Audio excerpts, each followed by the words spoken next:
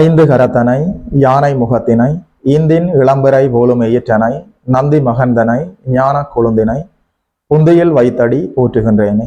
நமக்கு ஜோதிட ஞானத்தையும் கிரியா யோகத்தையும் தந்த குருமார்களுக்கு நன்றி. ஜோதிட சொந்தங்களுக்கு வணக்கம்.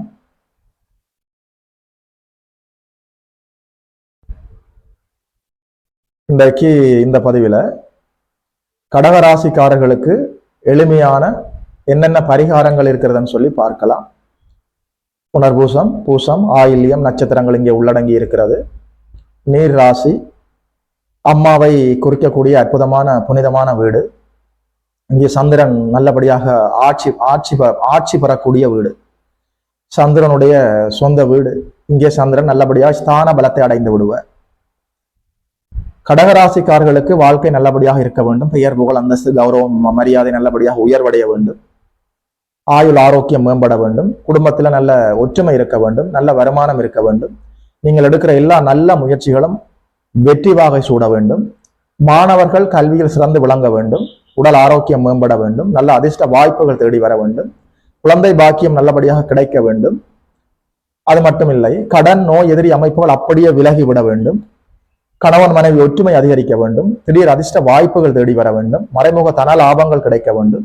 பூர்வ புண்ணியம் பாக்கியம் எல்லாமே நல்லபடியாக செயல்பட வேண்டும். அரசு வழி லாபங்கள் கிடைக்க வேண்டும். தொழில் வேலை வியாபாரம் உத்தியோக அமைப்புகள்ல நல்ல வருமானங்கள் கிடைக்க வேண்டும். வேலையில தொழில நல்ல முன்னேற்றங்கள் கிடைக்க வேண்டும். ஆதாயங்களும் வெற்றிகளும் லாபங்களும் உண்டாக வேண்டும் என்று சொன்னால் அடிப்படையில சில பரிகாரங்களை நீங்கள் மேற்கொள்வது நல்லது. ஏராளமான ஜோதிட சொந்தங்கள் நேரடியாக என்னை தொடர்பு கொண்டு, ஐயா நீங்கள் நல்லபடியாக பலன் சொல்கிறீர்கள், பரிகாரங்கள் ஏன் பரிந்துரைக்கவில்லை என்று சொல்லி கேட்டிருந்தார்கள். என்னுடைய நீண்டகால ஜோதிட பயணத்துல, என்னுடைய இந்த பரிசீலனையில மனிதர்கள் இயல்பாக எளிமையாக ஜோதிட சொந்தங்கள் எளிமையாக கடைபிடிக்கக்கூடிய பரிகாரங்களை நான் உங்களுக்கு பரிந்துரைக்கிறேன். கடகம் என்று சொல்கிற போது நீர் ராசி. கடகத்தில் நீங்கள் பிறந்த, அதாவது கடகத்திலே ராசியோ லக்கணமோ இருக்கிற போது, கடக ராசிக்காரர்களாக நீங்கள் இருக்கிற போது சிவபெருமான் பார்வதி வழிபாடு உங்களுக்கு எல்லா நன்மைகளையும் கொண்டு வந்து தரும். சிவாலயம் சென்று சிவபெருமானையும் தாயாரையும் பார்வதி தேவியையும் சக்தியையும் நீங்கள் சென்று வணங்குவது இயல்பாகவே உங்களுக்கு தடை தாமதங்களை விலக்கி, உங்களுக்கு இப்போது என்ன தசாபுத்தி அந்தரம் நடந்து கொண்டிருந்தாலும் சிவன் கோயிலுக்கு சென்று சிவபெருமானையும் பார்வதியையும் நீங்கள் வணங்குகிற போது எல்லா நன்மைகளையும் பெற முடியும். நீங்கள் ஆலயம் சென்று வணங்க முடியாத சூழலில் இருந்தால் உங்களுடைய வீட்டிலேயே போட்டோவை, அதாவது சிவபெருமான் பார்வதி இருவரும் சேர்ந்து இணைந்து இருக்கிற போட்டோவை, புகைப்படத்தை டவுன்லோட் செய்து பிரேம் பண்ணி வீட்டிலே வைத்துக் கொண்டு நல்லபடியாக நீங்கள் பூஜிக்கலாம்.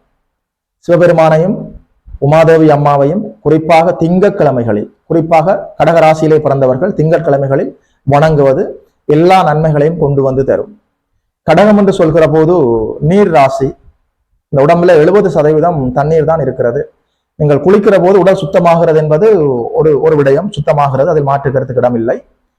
ஆகாயம், உங்களுடைய ஆரா என்று சொல்வார்கள், உங்களை சுற்றி இருக்கிற ஒளிவட்டம் சுத்தமாகும். அதாவது கடகராசிக்காரர்கள் உங்களுக்கு உடல் ஆரோக்கியமா நல்லபடியாக இருந்தால் நீங்கள் எப்போதுமே தலையிலே குளித்து பழக வேண்டும். நீருக்கு மேல 70% இந்த நீருக்கு மேல நீரை ஊற்றுகிற போது ஒரு விதமான இயல்பான சுத்திகரிப்பு தன்மை மேம்படுகிறது. உடல் சுத்தம் மட்டுமில்லை, உயிர் சுத்தம் அடைகிறது. இதை நீங்கள் நுட்பமாக புரிந்து கொள்ள வேண்டும்.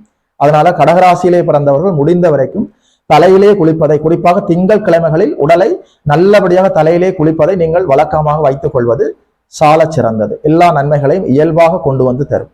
அது மட்டுமில்லை, 3 மாதத்துக்கு ஒரு தடவையாவது குல தெய்வத்தை நேரிலே சென்று வணங்க வேண்டும். கடகராசியில் பிறந்த ஜோதிட சொந்தங்கள் சிவபெருமான் பார்வதி வழிபாடு. அது மட்டுமில்லை, 3 மாதத்துக்கு ஒரு தடவையாவது நேரிலே சென்று குல தெய்வத்தை வழிபடுவது உங்களுக்கு எல்லா நன்மைகளையும் கொண்டு வந்து தரும். அது மட்டுமில்லை, இந்த மனித வாழ்க்கை, இந்த மனித உடல் என்று சொல்கிற போது பஞ்சபூதங்களின் அடிப்படையில் செயல்பட்டு கொண்டு இருக்கிறது. நிலம், நீர், தீ, நெருப்பு, காற்று, ஆகாயம். அதாவது நிலம், நீர், தீ, காற்று, ஆகாயம் 5 பஞ்சபூதங்கள். இந்த 5 பஞ்சபூதங்களின் அடிப்படையில் தான் இந்த உடலே செயல்படுகிறது, இந்த பிரபஞ்சமே செயல்பட்டு கொண்டு இருக்கிறது. இந்த உங்களுக்குள்ளே இருக்கிற இந்த பஞ்சபூதங்களை நீங்கள் சுத்தமாக வைத்திருந்தால், பூத சுத்தி என்று சொல்லி இதை சொல்வார்கள், சுத்தமாக வைத்திருந்தால் இறை அருள் என்பது இயல்பாக உங்கள் வாழ்வில் விளையாடும், இயல்பாக இருக்கும். அதை தேடி நீங்கள் எங்கேயுமே செல்ல வேண்டி இருக்காது. ஆனால் இந்த பஞ்சபூத சுத்தி செய்வது என்பது ஒரு பெரிய ப்ராசஸ், லைஃப் லாங் ப்ராசஸ். வாழ்க்கையை நீங்கள் அதற்காக அர்ப்பணிக்க வேண்டி இருக்கும். ஆன்மீகத்திலே இருப்பவர்களுக்கு அது ஒரு பிரச்சனையாக இல்லை, அது ஒரு பொருட்டாக இருக்காது. இயல்பாக அதில் அவர்கள் ஈடுபடுவார்கள். இல்லறத்திலே இருந்து கொண்டு பூத சுத்தி செய்வது என்பது ஒரு பெரிய சவால். ஆகாயத்தை நீங்கள் இயல்பாக உங்கள் கட்டுப்பாட்டுக்குள் கொண்டு வருகிற போது மற்ற 4 பஞ்சபூதங்களும் உங்கள் கட்டுப்பாட்டுக்குள் இயல்பாக வந்துவிடும். உங்களுடைய உடலும் உங்களுடைய மனமும் ஆரோக்கியமாக சுத்தமாக இருக்கிற போது, உங்களுடைய உடலும் உங்களுடைய மனமும் சுத்தமாக இருக்கிற போது மேலே வானத்தை பார்த்து ஆகாயத்தை நீங்கள் வணங்க வேண்டும். உங்களை முழுமையாக அர்ப்பணித்து வணங்க வேண்டும். இயல்பாக உங்களை முழுமையாக அர்ப்பணித்து ஆகாயத்தை நீங்கள் வணங்க வேண்டும். உங்களுடைய உடலும் உங்களுடைய மனமும் சுத்தமாக இருக்கிற போது.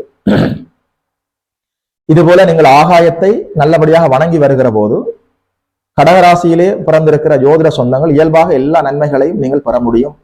சிவபெருமான் பார்வதி வழிபாடு, குலதெய்வ வழிபாடு, ஆகாய வழிபாடு உங்களுக்கு எல்லா நன்மைகளையும் கொண்டு வந்து தரும்.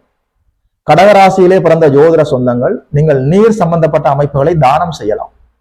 நீர் மோர் கொடுக்கலாம், தண்ணீர் பந்தல் வைக்கலாம், தண்ணீரை நீங்கள் தானம் செய்யலாம். எல்லா நன்மைகளும் இயல்பாக உங்களுக்கு கிடைக்கும். உணவு தானம் செய்யலாம், அன்னதானம் செய்யலாம். மற்ற ராசிக்காரர்களுக்கு அன்னதானம் செய்வதால கிடைக்கிற எல்லா புண்ணியங்களையும் விட கடகராசிக்காரர்களுக்கு வாய்ப்புகள் அதிகம். அன்னதானம் செய்வது, நீர் சம்பந்தப்பட்ட அமைப்புகளில் நீங்கள் தானம் செய்வது கடகராசிக்காரர்களுக்கு மேலும் எல்லா நன்மைகளையும் சற்று வேகமாக கொண்டு வந்து தரும். அன்னதானம், நீர்தானம் கடகராசிக்காரர்களுக்கு எல்லா நன்மைகளையும் கொண்டு வந்து தருவதால அன்னதானம் நீங்கள் செய்யலாம். பசித்தவர்களுக்கு உணவு கொடுக்கலாம். அட்லீஸ்ட் ஒருவருக்காவது உங்களுடைய கைகளால் கொடுக்க வேண்டும். பணத்தை டொனேஷன் செய்துட்டு வாரது அல்லது உணவை சமைத்து எடுத்து கொண்டு போய் அங்கே கொடுத்து விட்டு வருவது அப்படி இல்லை. உங்கள் கைகளால் பரிமாற வேண்டும். தீய கர்மா அப்படியே விலகிவிடும். உணவு தானம், சிவபெருமான் பார்வதி தேவி வழிபாடு, குலதெய்வ வழிபாடு, ஆகாய வழிபாடு நல்லபடியாக உங்களுக்கு எல்லா நன்மைகளையும் கொண்டு வந்து தரும். கடகராசியிலேயே பிறந்திருக்கிற இந்த ஜோதிட சொந்தங்கள் உண்மையிலேயே இயல்பாகவே நீங்கள் யாருக்கு முதுகிலே குத்த மாட்டீர்கள்.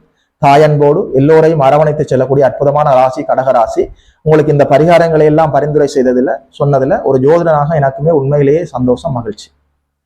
யோகி மதன் அஸ்ட்ரோஸ் என்ற யூடியூப் சேனலை சப்ஸ்கிரைப் செய்திருக்கின்ற அனைத்து தோழர்களுக்கும் தோழிகளுக்கும் என் மனப்பூர்வமான நன்றிகள். பார்த்தவர்கள் உங்களுடைய உறவினர்களோடு பகிர்ந்து கொள்ளுங்கள். இதுபோல இன்னும் ஒரு அற்புதமான வீடியோவில் சந்திக்கிறோம். நமஸ்காரம்.